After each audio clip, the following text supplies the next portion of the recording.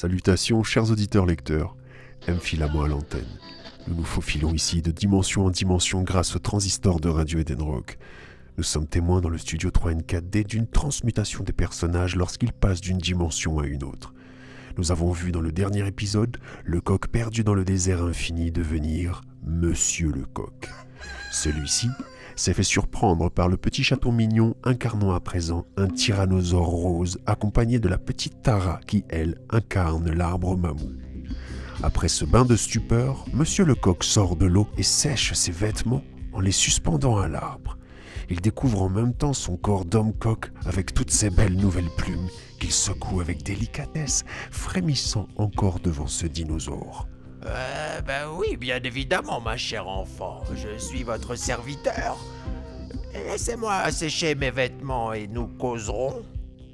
Voir une petite fille dans le désert n'est pas commun, et encore moins accompagnée d'un tyrannosaure.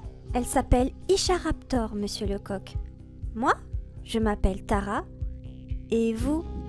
Je ne vais pas vous appeler Monsieur la Poule Mouillée, Monsieur le Coq. Si cela vous enchante, jeune fille. Mais Monsieur le Coq me sied bien car me voilà déjà sec grâce à mes super plumes. Et pour l'instant, voyez-vous, personne ne m'a encore nommé que je m'en souvienne. En disant cela, Monsieur le Coq secoue son veston et laisse apparaître quelques gouttelettes d'eau qu'il reçoit sur son visage. Et soudain, Monsieur le Coq a une vision. Il se voit assis sur un banc sous un manguier avec 6 de ses petits-enfants dans son jardin. Cette fois-ci, il a un corps d'homme humain, mais chante comme un coq à ses petits-enfants autour de lui, qui sont épatés de la ressemblance avec un vrai coq. L'un d'eux dit « Papy Claude est trop fort. Il arrive à faire comme un vrai coq. » Stupéfait de cette vision, il s'exclame. Je m'appelle Papy Claude, Tara. Il s'empresse de remettre ses vêtements pour observer Papy Claude dans son nouvel aspect de coq humanoïde. Il sort de nouveau sa pipe et s'assied sous le cocotier faisant semblant de fumer. Tara, ayant endormi Isharaptor d'une caresse sur le front, vient s'asseoir proche de l'homme coq en lui disant de sa douce voix « Alors bienvenue sur Ilanta, Monsieur Claude. Je pense que vous êtes ici dans une polarité liée à la dimension de la Terre et c'est pour ça qu'on se rencontre. Tara veut dire celle qui traverse. C'est Hanuman qui me l'a dit. Attends, la Terre ce n'est pas là où nous sommes ? Nous partageons la même planète mais pas la même dimension. Ici, nous sommes sur Ilanta. C'est ici qu'on a accès à la dimension de la Terre en voyageant en soi. Ici, tous les Ilantois tentent comme ils peuvent de s'incarner sur Terre en observant en eux. De toute façon, leur seul décor est un désert infini. C'est ça Ilanta. Ilanta n'est donc pas un lieu, mais un état.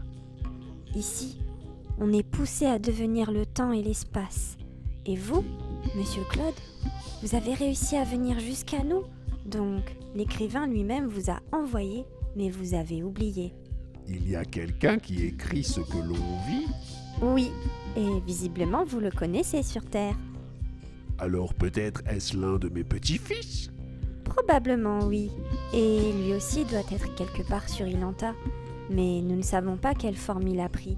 Nous ne pouvons le rencontrer que si nous arrivons à éprouver ce qu'il vit lui-même à travers l'écriture. Mais comment pouvons-nous faire cela ? Nous n'avons rien pour écrire.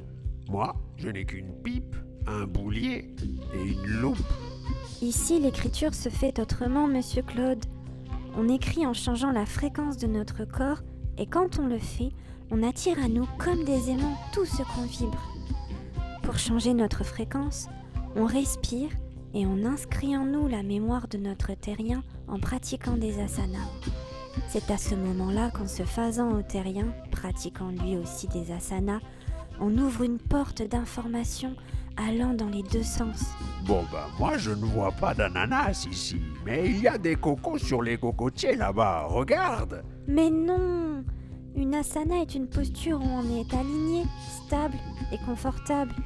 Et pour ça, il faut pouvoir se poser dans un espace tranquille et maîtrisé. Sachez qu'ici nous cohabitons avec toutes sortes de créatures, mais vous êtes censés être à leur égal si vous les attirez. Si vous ne savez pas comment utiliser vos attributs, et que l'un d'eux vous trouve, son énergie sera tellement forte que vous pouvez être pulvérisé. Pouf! Comme ça. Ça se fait comme ça ici.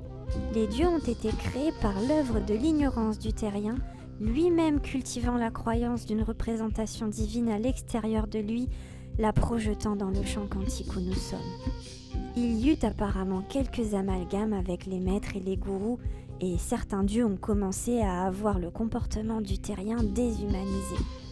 Alors, à ce moment, sont arrivés les dinosaures comme Isharaptor, pour se régaler des dieux qui se sont fait happer énergétiquement par l'énergie distordue de la Terre. Ils acceptent volontiers ce sacrifice pour libérer les terriens de leur ignorance et réaccéder à leur propre dimension supérieure.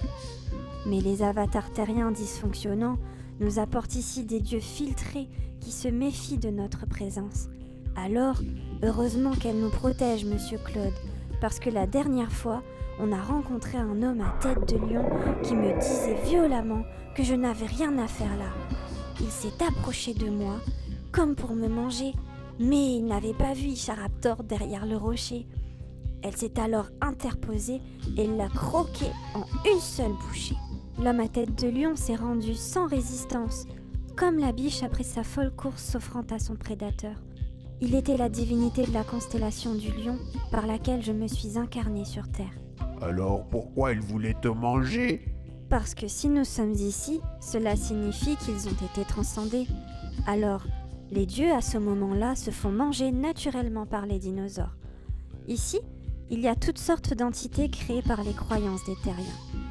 Si le terrien accède à notre dimension, ses croyances s'effondrent, et si ces croyances ont été sculptées à travers une religion, les dieux de cette religion sont recyclés à travers la présence du terrien devenu humain.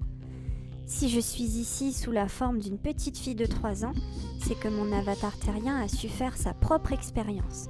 Nous allons découvrir ensemble ce que mon avatar terrienne avait comme connaissance. Peut-être avait-elle une relation directe avec l'écrivain? Mais alors, comment pouvons-nous rencontrer l'écrivain puisqu'il nous écrit?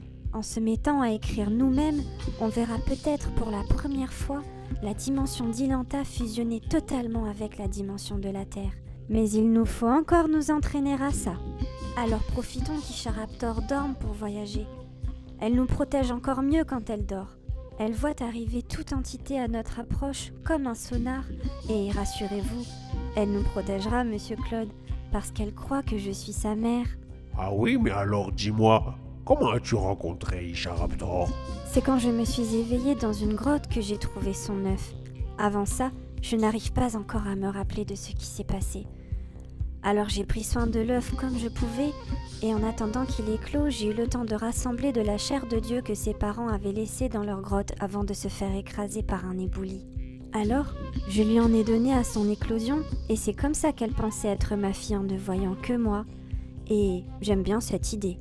Alors Isharaptor a mangé de la viande de Dieu et a déjà atteint cette taille-là en quelques jours seulement. J'ai découvert avec Hanuman que ceux qui en mangent reçoivent les attributs des dieux en eux. C'est alors qu'Isha avait la puissance des 3 dieux en elle. Autour des corps des 3 dieux poussaient des plantes magnifiques avec des fruits que j'ai mangés pour moi aussi me nourrir. Ils étaient délicieux. Lorsqu'il n'y avait plus de corps au bout de quelques jours, les plantes ne donnaient plus de fruits. Alors, c'est comme ça que nous avons décidé de quitter la grotte pour découvrir ce désert.